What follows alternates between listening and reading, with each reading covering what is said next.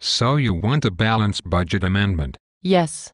We need to make it impossible for Congress to borrow and spend this country into disaster. And how would an amendment to the Constitution do that? It would require a vote of 2/3 of both houses of Congress to authorize government outlays in excess of receipts. Another version requires 3/5. So what happens if Congress just ignores the amendment after it passes? Can someone sue them to comply? No. I guess all people could do is vote them out in the next election. How often have people ever voted elected officials out because they violated the Constitution? Other than the election of 1800, I can't think of any, and that result depended on one guy. Does the amendment define what it means by receipts? One version defines them as everything except borrowing. Besides taxes, what else would that include? I guess it would include service fees and sales of assets. What about the Fed doing another round of quantitative easing? Creating Federal Reserve notes out of thin air? That would be loaning to the government, by buying treasury bonds. Would it? What is to prevent the Fed from just making those fiat dollars a grant instead of a loan, to get around the borrowing limit? They have not done that so far. Why would they do that? Why, as a partial audit just showed, did they issue $14 trillion to several banks around the world at no interest, and apparently with no expectation of repayment? That may have been called loans, but they look like grants to me. How could they have just given away all those dollars? That makes no sense.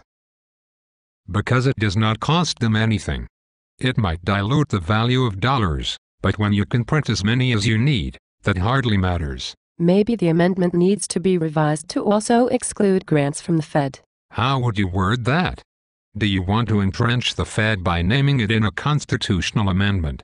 After all, private parties other than the Fed also make grants to the government. Those could be reserved for paying for other things after taxes, fees, and sales pay regular outlays. They could be off budget. Off budget? Think about that one. Okay, so we can exclude grants. But what if the government did what the Fed does, and other governments have done, and just created money directly, without using the Fed? Would those be receipts? No. Just outlays. The several versions of the amendment restricts those to be less than receipts, but we need to reword the amendment we adopt to exclude counting money created by the government as receipts. All money? Even gold and silver coins it might mint? Or just fiat currency? I guess just fiat currency. So how are you going to word it to allow for hard money but not fiat currency? As written, it avoids the issue by not saying what outlays and receipts consist of. We all know it is Federal Reserve notes, but it does not say so. Do we want an amendment that entrenches fiat currency by recognizing its existence and acceptance? No, but I do not see how to word it in a way that would not do that, and also close the loophole of the government just printing money. I have another question. What about when we are at war? The several versions suspend the rule for needing a supermajority when the nation is in a declared state of war. How many votes are needed to declare war? Only a simple majority of those voting in each house. So let me get this straight. You are supporting an amendment to the Constitution that would allow overspending when all it takes is a simple majority in each house to declare we are at war with someone, like terrorists, or maybe with another planet. You've got to be shitting me. It gives all the special interests a stake in keeping the country in a perpetual state of war. Ever hear the old quip, be careful what you ask for? This balanced budget amendment looks like unintended consequences, as far as the eye can see. I guess Congress could get a supermajority if there were a real war, so perhaps we should drop the exception for a declared state of war.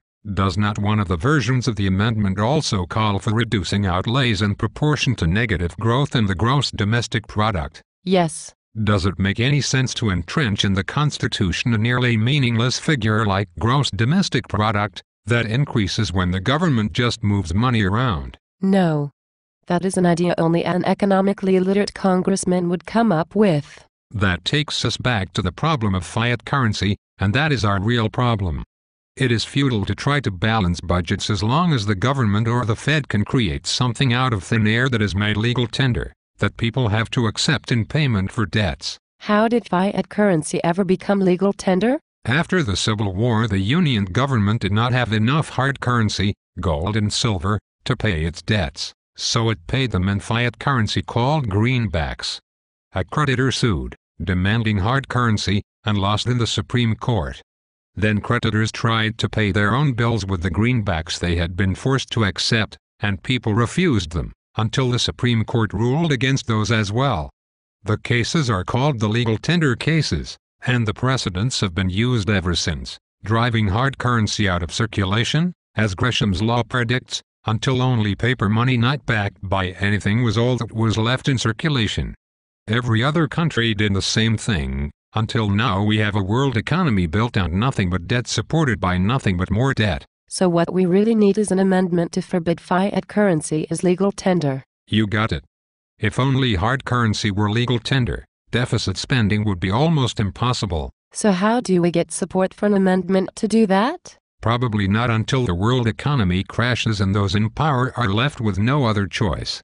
Until that happens, they are going to cling to what they are familiar with, no matter how much that hurts everyone else. We are looking at deaths in the millions, but until the elites start dying themselves, we cannot expect much relief from them.